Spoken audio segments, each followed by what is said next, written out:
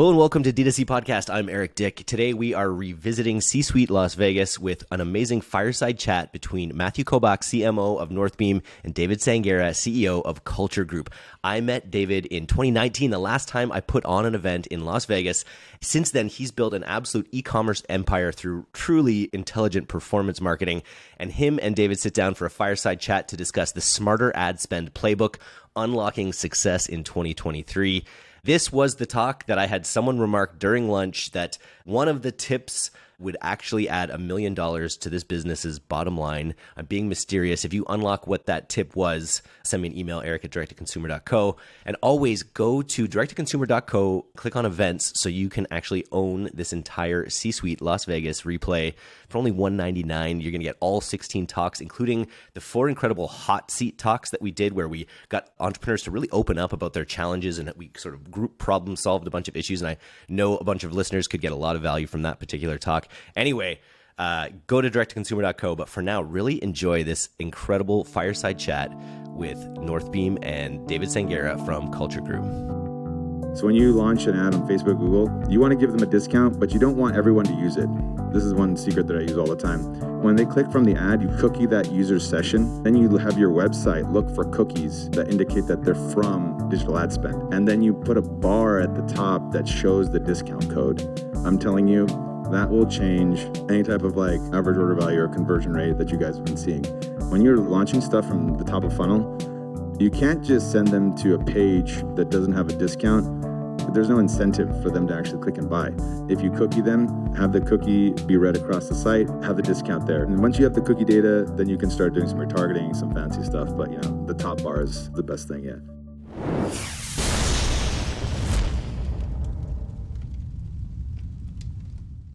To set the theme, the days of grow at all costs are over. Now brands that want to be successful need to grow profitably, which means being smarter with your ad budget.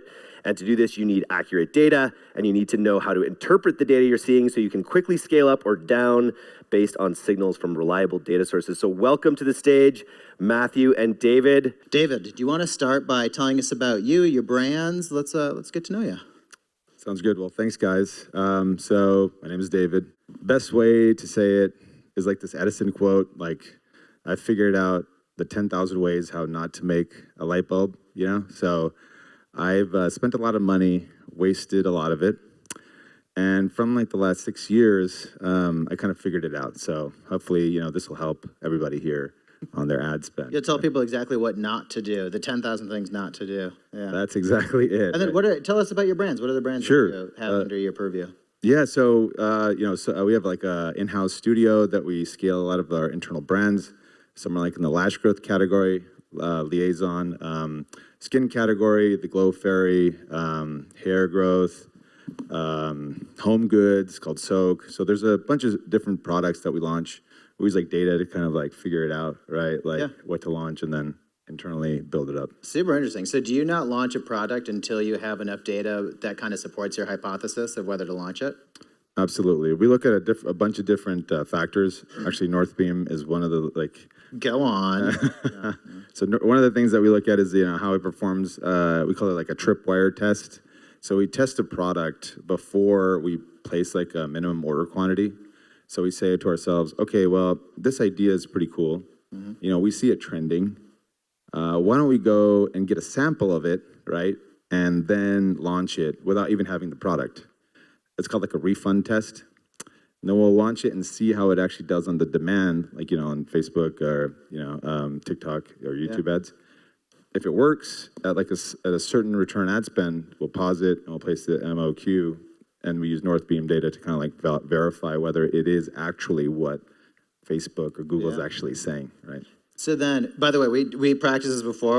I'm going completely off script in the first questions. This is really interesting. I didn't realize this element of it. So when you are testing a product before you ever have it, are you then saying like, sorry, we're sold out? Or are you saying like, oh, it's back ordered, I'll get it out to you? If Exactly. Wow. Yeah. So we just sent an email saying, hey guys, sorry about this. We have like so much demand, and we say, hey, if you want to stick by with us, we'll give you like a 50% off coupon. We discount their product if they want it, just to see like, Wow. how it works. Yeah. Yeah, that's super clever.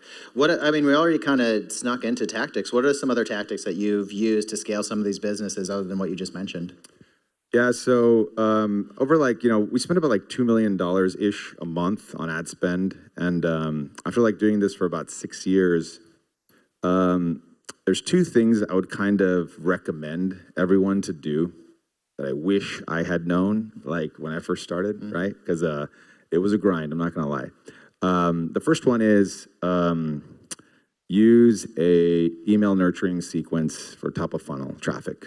Okay, so the first thing you should do is set up like an 8 email sequence where you generate leads or emails from your top of funnel ads, right? So you set an ad unit, instead of sending it to like your product page, which is, most common, you say, hey, this is a great, I don't know, like skincare product, here's a discount, and you send them to the product detail page, your CPA is gonna be like $50 to $60. In this way, it's called like the email tripwire. You start your ad off with like an offering, like a quiz or something, that's gonna be related to skincare or weight loss, if it's like protein, etc. You get their email and then you drip them. Like the secret is 8 emails, right? And then on your 6th email, and I have this whole like playbook, I can share it with you guys as well. On the 6th email, you give them the offer. So you don't talk about the offer for the first 5 emails, like not at all. What are you talking about? Just the product? No, you talk about what you got them in for, what the actual reason is they're in there. So if it's like skincare secrets, you guys drip like, right? Yeah. So you're just providing value. You're really just content marketing for exactly 5 emails. And the 6th one, you build a little credibility, a little trust, then hit them. Wow. Exactly. So that's one big one that I wish that I use for like maybe like $500,000 of ad spend every month, just on that like type of top of funnel tactic. Second one is a queue-based system. So everybody should be using this for their communities. They should it's like a model incentivization. It's like an app. You put all of your email and communities into this like website where they can do certain things on it, like email, share, etc. And it gives them points and a leaderboard, okay? What you do is you do this every week. You do a giveaway of like, I don't know, like $100 or like free product, etc. And then you get your entire email list to go into the queue. They will like do your marketing for you. And because it's organic, people will start posting on Facebook, they'll tweet about it, they'll start getting points. From there, your organic traffic from Facebook goes up, your CPMs go down because you have organic traffic. Facebook actually looks at that, and they base your CPM pricing based off of how organic your traffic is, right? So your CPM drops, all of a sudden your ROAS goes through the roof. So we actually do that once a week. Oh, once a week? Yeah. They stay that engaged on a weekly basis? Yeah, because, you give them like, one time we gave like free lash product for a year. Another time it was like, we'll pay for the suite to go to like some event or something like. To come to Vegas. Exactly, like come to Vegas for like a night. And then your ROAS is incredible. And that's kind of like the other kind of like secret that I've been using, yeah. And then to talk about PMAX, talk about keywords. How do you think about that? How do you think about branded search? Yeah, that's a great point. So I don't know, how many of you guys have been using Performance Max here on Google? Oh, wow, fair amount. Okay, so another one right there, great. So what you guys should do is like immediately contact your rep and tell them to take out your branded keywords out of your Performance Max campaigns, okay? I'm not sure, are you guys familiar with how PMAX works, or? That's good. I could use a refresher. Yeah, so PMAX just kind of like says, hey, give all your ads to me, and I'll just launch them wherever I see fit, on any keyword, whatever. What they're actually doing is, they're like clickjacking. They're giving you attribution to a branded, a branded conversion when you would have gotten it anyway, right? Yeah. You don't really want that. So you want to talk to your rep. It's the biggest hidden secret right now. Immediately hit up your rep. I'll give you my rep's name, and he'll basically exclude all of these keywords and say, now you have an official cold traffic PMAX. Yeah. And it converts so much better. And instead of spending like $10K a day, you end up going down to about $1,000 a day and then going back up, but your net margin goes up. Right, because you're not advertising to people who are high intent anyways that we're going to end up on your website regardless. Exactly, they were going to go there anyways. And then for people like along with YouTube, Google, I don't know if anybody use YouTube ads, video ads here for performance marketing. One, right? Okay, so if you guys want to get into it, it's the biggest hidden secret right now. I wish I would have started this 3 years ago, but everybody should be on YouTube video ads. It's killing it right now. And if you guys do, there's like 3 exclusions you guys have to get good traffic, okay? They're like, you can ask me afterwards, I'll give you guys a list, but it basically removes app traffic, children's video traffic, and network traffic that's not actually watching YouTube. And all of a sudden, your quality of traffic goes through the roof. What kind of ads are you running? Just top of funnel awareness kind of stuff? Yeah, like we basically take our Facebook ads and run them on YouTube. Oh, before it didn't work, but once you add the exclusions, they start working. It's again, all secrets. Let's talk tools. What tools do you really like using? What's the most helpful other than obviously Northbeam? Okay, so this is like it's not a shameless plug or anything. They're not paying me, but like Northbeam is literally the thing that helped us get from like about $22 million to $40 million, about like $500,000 of ad spend per month to about 1.8 to 2. A lot of the view modeling. So I assume everyone has problems after iOS 14, right? Like you guys don't know like how things are converting, like which ads are working. And what Facebook tells you or what Google tells you is actually not true at all. They actually attribute it to the wrong ads usually. And so what we did is we looked at Northbeam and we were like, wait a minute, like ad 1 says it has like, 15 purchases, but in Northbeam it says like it's ad 4. So we're like, what's going on? So we turned off ad 1, kicked up ad 4's ad budget. It still said 0 in Facebook Ads Manager. On Northbeam, it's like converting like fire. We ended up scaling it to like $15,000 a day. And still on Facebook, it had like a 0.4 ROAS. Yeah. And I was like, that was like my aha moment when I was, but because attribution's a big deal, man. Like, for sure. We were losing money, like, when that happened. Yeah. And I promise this will be the only plug for Northbeam I give on this stage, but what you're describing here is the ability to understand how someone gets into the actual customer funnel, because it's really easy to scale something that's like last click, bottom of the funnel. It's direct response. It's if someone, you put an ad out, they click it, they buy it. But what's a lot harder is how do I get someone in that process? And Facebook does a really lousy job of tracking that, and especially does a lousy job of tracking it if it takes 14 days, 30 days, 60 days, 90 days to convert. This actually gives you insight to what's the stuff that you're doing that is a little harder to track. So with that, I'll let it go. No more Northbeam from me. Well, what other tools? I have one question for you, though. Like, how do you guys do the view through modeling on your attribution? Yeah. It's incredible. It is. It's so we have machine learning. So at the heart of us, we're a data company. We're not necessarily an attribution company. We have a bunch of data nerds that built this product for 2 years. I think it started in 2019. And because they saw this issue with in-platform data even before the iOS 14 update. And then we were just in the right place at the right time. We knew that better data was going to lead to more targeted ads. And so the machine learning that is necessary for the view modeling is something that works where if you understand, if you ingest enough data, you understand how your ads perform on a regular basis, you understand how your customers or potential customers act on a regular basis, then you're able to take that data and essentially predict how an ad's going to do and predict how an ad's going to perform when there is no click, when it's view only. So the really exciting part, maybe I think my CEO would be mad, I don't think this is live or he's watching, but the long-term vision for this is anytime you have an ad that is not like a tangible click, so you can think billboards, you can think TV, you can think magazine, print, whatever it might be, we're going to be able to track that stuff based on machine learning, based on what it does to your revenue, to your ad conversions, to your website traffic. You're able to ingest all that data and really understand the true impact of a new addition to your marketing mix. Well said. Yeah. I'll buy it. There is another tool you wanted to talk about. What else do you have? Oh, yeah. So I assume everyone's on Shopify, right? So it's a large majority of the people, right? So the thing about Shopify, and this is actually one of my biggest mistakes here, so you guys might want to listen to this, but I ended up switching from a tool that I built in-house. It was through Connective to Shopify.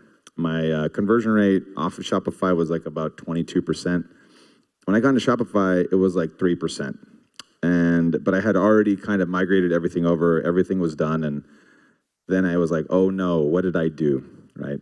So I'm still on Shopify, so don't get me wrong. It's a fantastic platform, but everybody should be using Funnelish. It's like a landing page tool that you can customize the checkout. So what happens is you can make a more persuasive landing page, but then the checkout, you're not stuck to Shopify's checkouts page where it's like 3 steps. You can't offer that many upsells. There's no like countdowns or anything persuasive about it, right? Yeah. And this increases your average order value, increases your lifetime value. You should be using Funnelish for your top of funnel paid ads. So it's like its own little funnel made just for paid advertising, and it connects with Shopify. So I just wish I had that earlier, because I would have not gone to Shopify. I would have just I would use Shopify as a backend, but my entire like marketing stack would have been on Funnelish. Yeah. Wow. Let's talk paid ads. You have a team buying, your media buying team. What does your kind of like person stack look like? What is that team made up of? Oh yeah, this is good. So at the beginning, I think everybody ends up doing it themselves to figure it out, right? So a little bit my background. I've been affiliate marketing and doing performance marketing since like 2013 or 2012. It's been a long time, actually. I shouldn't have said that out loud. So I've actually seen the ups and downs. It's been quite a traumatic journey, because when you lose a lot of money, you kind of like feel hopeless, and you see your ROAS and you're like, why am I doing this? Why am I spending good money after bad? And so I ended up like figuring out this playbook through a lot of like grind. So like I ended up losing $2 million at one point. Yeah, that was. You're in the right city for that, though. Exactly right. But it wasn't through gambling. It wasn't through any fun. You give it to Facebook, and they don't do anything with it. So. But then after a while, I started to get like my degree, and by paying $2 million, for paid ads. And so then I ended up, building a little playbook, and this is how I kind of structured my team, right? So now we have about 15 people in this department. So I kind of horizontally scaled it, right? So one team is just people who are creating ads, not like the actual images, but just copy and headlines, the share text for each platform. Another little pod, you can call it, is people creating the content. So images and videos, that's all they do. Another team or pod, it could be one person, it could be, however many you want. It's somebody actually doing the technical media buying, which is actually putting your stuff into the ads platform, whether it's Facebook or Google. And then one person doing a media plan. I have this media plan template I swear by. Does anyone know what like a media plan is here? Like, have you guys run with media plans before? Right, so a couple people. A media plan is like what you do in the ads manager, like targeting, specific ad groups, campaigns, budgets, all the thinking behind what you're going to do, you put it in this media plan. You need one person for that. It's usually the person like yourself if you're starting, and other people execute on your behalf. Once you get that, then you can start scaling. Once you're at 5K a day, 10K a day, you just start staffing another person in your functional media buying. If you need more ads because you get ad fatigue, you staff another person in your ads department. So it gives you a nice horizontal scale that you're not just like, oh shit, I'm at 5K a day. All of a sudden my return on ad spend goes down because my creatives have burned out. You're like, oh, I need to spend another 2 weeks building ad creatives. I don't know if you TikTok guys out there, but if you like refresh creatives like every hour, Oh, I do not envy those people. It's a grind, yeah. But yeah, so that's kind of how I structured it, yeah. Wow. Yeah, that's really creative. Let's talk about landing page. Actually, I want to ask one follow-up question there. These pods, are they doing it across multiple brands, or do you have them separated by brands? Across all brands. Okay. So we have about 4 brands right now, coming on 5, and we have a suite of people at the bottom just launching no matter what. Yeah. So this is a better, everybody has one brand here, but think about in terms of products, right? You have products for your face, for your skin, for under one brand category, you might have like, another category of like proteins. And so it's different types of marketing because, the person who's going to buy the wrinkle cream for your face isn't going to necessarily buy a cellulite cream, right? So you can still use that suite of like people across any SKU, right? Yeah. So it's essentially, you almost look at your brands like SKUs. Exactly. Yeah. I don't really think about it in terms of a brand. I think about it, okay, what is this? I call them tripwires, right? Yeah. It's like, it doesn't matter like who they're servicing, like whether it's men, women, like, older or younger, right? It's just about like the tactics and playbooks used to build ads. Yeah. Okay. So you've got the team, you've got the ads, they've got the media plan, they come to your website. Talk to me about landing pages. How do you think about those? Great. Yeah. So if anybody here, after like, I keep saying this, but like I've lost a lot of money spending like good money after bad on product detail pages, PDPs. Really? Yeah. Yes. No good? So if you can get your PDP to work, kudos. Like I'm envious. But everybody should be using a pre-sale page or a pre-lander, right? So in this case, does everyone know what pre-landers are? Like pre-sale pages? A couple people. They're basically the page that comes before your product detail page, okay? There's different formats for them. So one of them is like a quiz landing page. I'm sure you guys have seen this where you fill out your quiz and get your hair type or your skin DNA, whatever, and they give you a product. So that's like a quiz landing page. So that works really well. You have another one that's called like an advertorial and narrative. So you guys have seen these everywhere where it's like, this is why this is sold out on TikTok. And it's like a big, like, explainer. That's like a narrative-based one. Sorry, that's an advertorial. Those are fantastic. I would use that immediately if you guys haven't been using them because it literally changed my ad spend from like, negative to positive overnight. It feels counterintuitive. You're adding friction. I am. Yeah, you are. Yeah.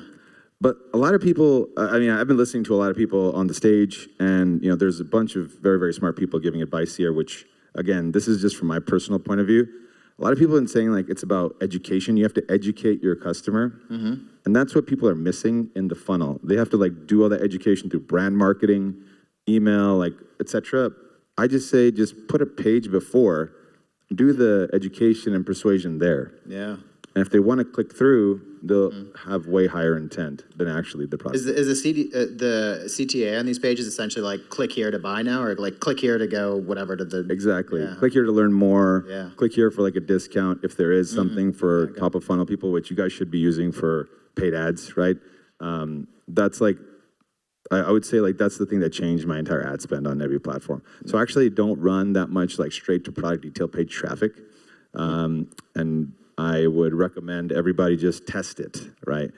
Get like go to like SimilarWeb or AdSpy, find like a competitor's landing page, scrape it, put it in ChatGPT, like get like a phrase model done, right? Where it's like paraphrasing, put it in your website and test it.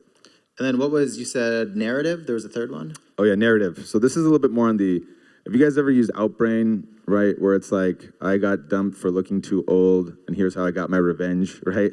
So, and it's like a grandma who's like really old, and then she uses this skin product that she looks like 10 years younger, right?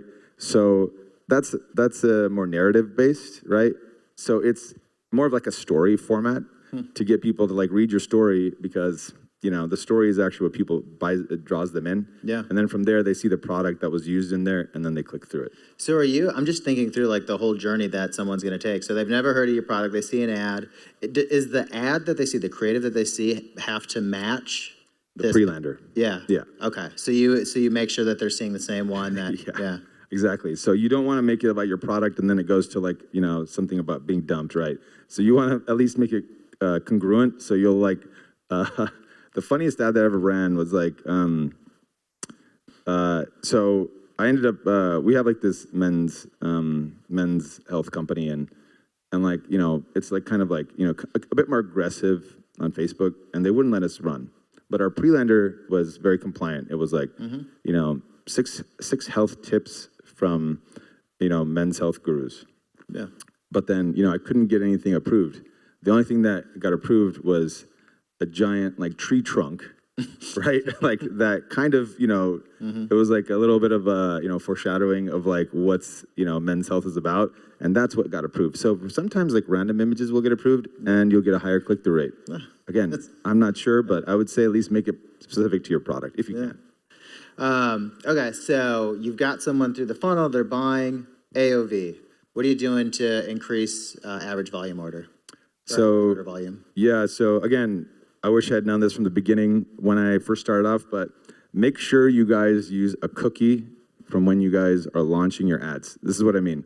So when you launch an ad on Facebook, Google, you want to give them a discount, but you don't want everyone to use it. Okay, so you want to just make the discount available only for people who clicked on from the ad. Okay, this is one secret that I use all the time. So what you do is when they click from the ad, you cookie that user's session, and then you have your website look for cookies, that indicate that they're from, digital ad spend. And then you put a bar at the top that shows the discount code. And if they're not cookied, you remove the bar. And this follows them no matter how long. Usually cookies expire after 30 days, so you have 30 days to convert this user. But I'm telling you, that will change any type of average order value or conversion rate that you guys have been seeing. Because when you're launching stuff from the top of funnel, you can't just send them to a page that doesn't have a discount. There's no incentive for them to actually click and buy. So I just learned if you cookie them, have the cookie be read across the site and have the bar drop down, like the hello bar, whatever, and have the discount there. So that one is like something. Does it follow them on every page that they go to, or is it just the first page they land on? Every page, it's just apparent at the top. Yeah, never goes away. Yeah, and then once you have the cookie data, then you can start doing some retargeting, some fancy stuff. But the top bar is the best thing. Yeah. Wow. And then, are you bundling different products together? Are you bundling across brands? How are you thinking about holistically all these brands under one house? Yeah. So looking across all of the brands, right? I've seen a pattern emerge on how to bundle very, very efficiently to get the highest average order value. The best one is I assume everyone's doing bundles on their pages, right? But you guys should start doing bundles in the following denominations, like 1-pack, 3-pack, 5-pack, and 10-pack. Okay, so no one thinks about the 10-pack. But once I introduce that, you'd be surprised at how many people, men more than women, surprising, but how many people end up buying the lifetime supply or the 10-pack or the year supply. It is incredible, and it's just money left on the table. So we actually implemented this test on one of our brands. It worked incredibly well, and we thought it was a fluke because it was actually a typo. When we first launched it, and then we were like, wait, are people buying this? Wow. And then from there, we ended up implementing it across all of our brands, and now it's the de facto kind of template that we use, and it really helps. You know what's funny is you talked about, I think you alluded to the difference between men and women, and I'm going to only speak on behalf of myself. It's interesting you mentioned a 10-pack. Yeah. Because I'm thinking about my own consumer behavior. If I find something I kind of like, I want 10 of them. Exactly. I want to know I don't have to buy it for the rest of the year. It's if I find this T-shirt that looks good, I'm getting a bunch of them. If I find this food product that I know is going to run out in 2 weeks, I'm getting one of every flavor, and I'm going to have the reorder scheduled. 100%. I have 10 pairs of these jeans here. They look good. I get I'm one. Sure you have 10 pairs of those jeans. It's all. I have them in 3 different colors. There you go. Right. That's why that bundling option is so persuasive. Yeah. Wow. Any other things you're doing to increase average order volume? Yeah, we use a couple of back-end strategies, but nothing but mainly around one-click upsells and whatnot. But if you guys have a lot of volume, I would recommend that, post-purchase upsells. But if you guys don't, then it's kind of hard to get people to convert without a lot of traffic. Yeah. So. Let's go. I've got a few more questions. I want to leave a few minutes for any questions from the audience. This has been, this is brilliant. I love all these techniques you're giving, all these tactics. Thanks, man. Yeah. I think it's really easy to get stuck in kind of big picture stuff, but really digging down and hey, this is exactly what I did. Hopefully it works for you, but I can tell you that it worked for me. Absolutely. Let's go into LTV. How do you think about the lifetime value of your customers, and are you doing anything to maximize that? Yeah, so again, I wanted to give you guys some tactics to use here in the LTV space as well. because if I'd done this from the beginning, I'd be a lot like, happier, less grays actually. So basically there's 2 tools I would recommend, which is one-click upsell, like I was mentioning, right? And then the other one is one-click, like, it's called one-click pony, but it's like more of like an internal tool. So the idea here is a lot of people, when you guys do email marketing, you guys there's a way for people to buy from the email by just clicking once to purchase. So literally they see an email, you can put the buy now button in the email, they'll click it and they'll go to the order confirmation page immediately.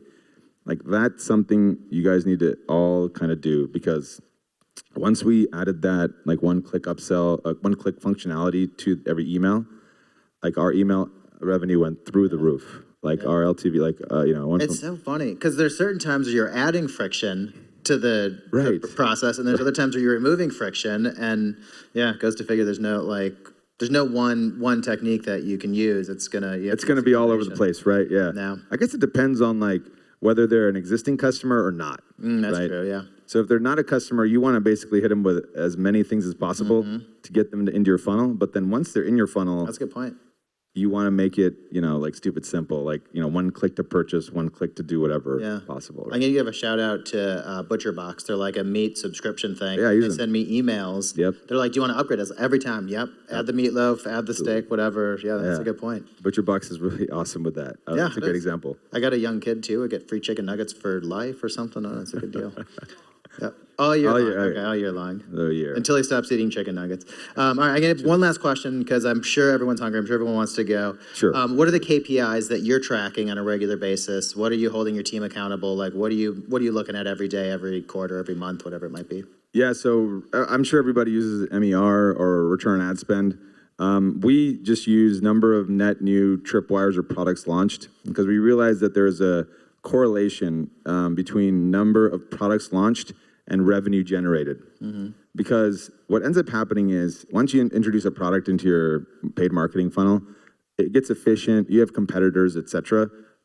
If you launch another product that's similar, a variation, 2.0, an adjacent product, like you have a lash growth, you have a brow one next, all of a sudden both products end up being a lot better on the paid side. So we look at number of net new products launched every quarter. So if you guys are on this if you guys have like low number of SKUs, I would immediately start launching at least one SKU per quarter because it's going to help your revenue, return customers, upsells, etc. Yeah.